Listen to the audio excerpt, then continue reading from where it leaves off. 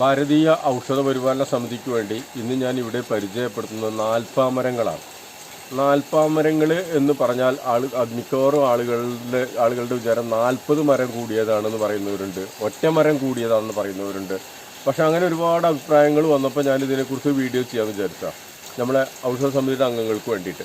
അപ്പോൾ എന്താണെന്ന് വെച്ചാൽ ഈ നാൽപ്പാമരങ്ങളിൽ പറയുന്നത് അത്തി എന്ന് പറഞ്ഞ ഒരു സംഗതി. അത്തിയാണ് ഇത് വലിയ മരമാവുന്നതാണ് അത്തി.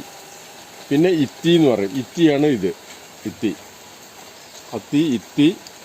ഇത് അരയാല്. അമ്പലങ്ങളുടെ മുറ്റത്തൊക്കെ നിങ്ങൾ കണ്ടിട്ടുണ്ടാവും അരയാല്.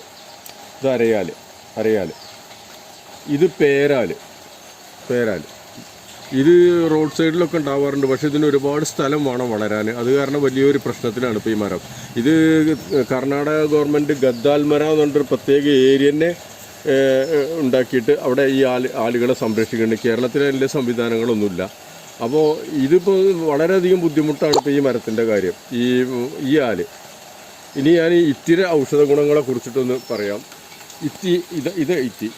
ഈ ഇത്തിയുടെ ഔഷധ ഗുണങ്ങൾ സമൂലം ഔഷധമാണ് ഇത്തി.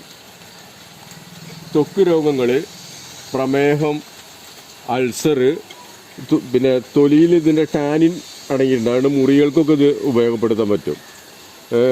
പിന്നെ സപ്പോണിൻ എന്ന് പറഞ്ഞ ഒരു ഘടകം അടങ്ങിയിട്ടുണ്ട്. രക്തശുദ്ധി, രക്തത്തിലെ പഞ്ചസാരയുടെ അളവ് കുറക്കും. കുഷ്ഠം, കഫപിത്ത രോഗങ്ങൾ എന്നിവക്കും ഉപയോഗിക്കുന്നു. ഏകദേശം ഇതേ ഗുണങ്ങൾ തന്നെയാണ് നമ്മളെ മറ്റേ ആലിലും ഇതേ ഗുണങ്ങളുണ്ട്. ഈ കോലരക്കിൻ്റെ ജീവി ഇതിൽ ഉണ്ടാവാറുണ്ട്, ഇതിലും ആലിലും ഉണ്ടാവാറുണ്ട്. വലിയ മരമാണ് ഇത്. ഓക്കെ.